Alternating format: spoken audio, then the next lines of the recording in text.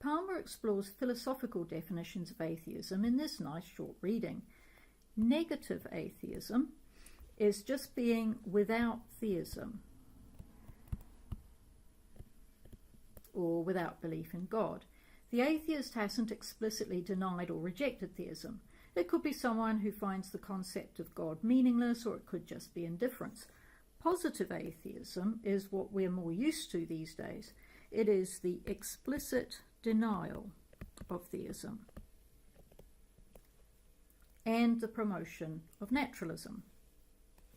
Negative atheism got interesting when Antony Flew proposed the presumption of atheism as a methodological principle, the same idea as the presumption of innocence in court.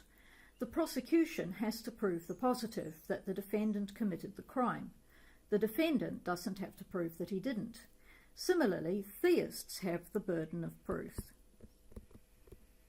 They have to prove that God exists. Atheists don't have to prove that he doesn't. It's a useful perspective that also helps to contain multiplying deities whose followers challenge skeptics to prove that they don't exist. The burden of proof definitely lies with the teapot worshippers to show that the teapot exists.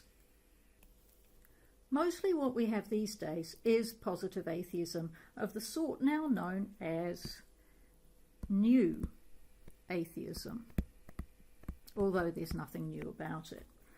Dawkins and Dennett are its most prominent figures.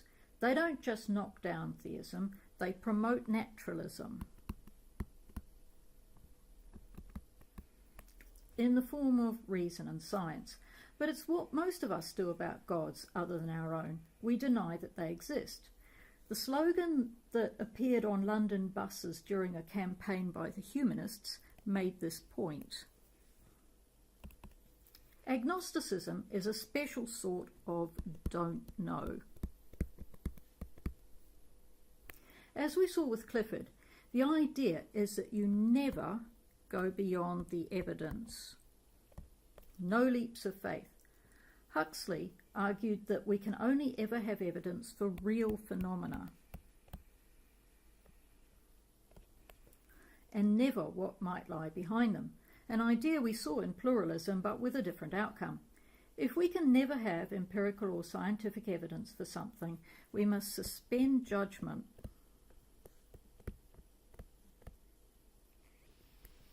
over whether it exists. He thought religious entities were that sort of thing, so we should suspend judgment and say we don't know. If it turned out that gathering evidence was possible, then he'd recommend going with the evidence, but no further than it takes us.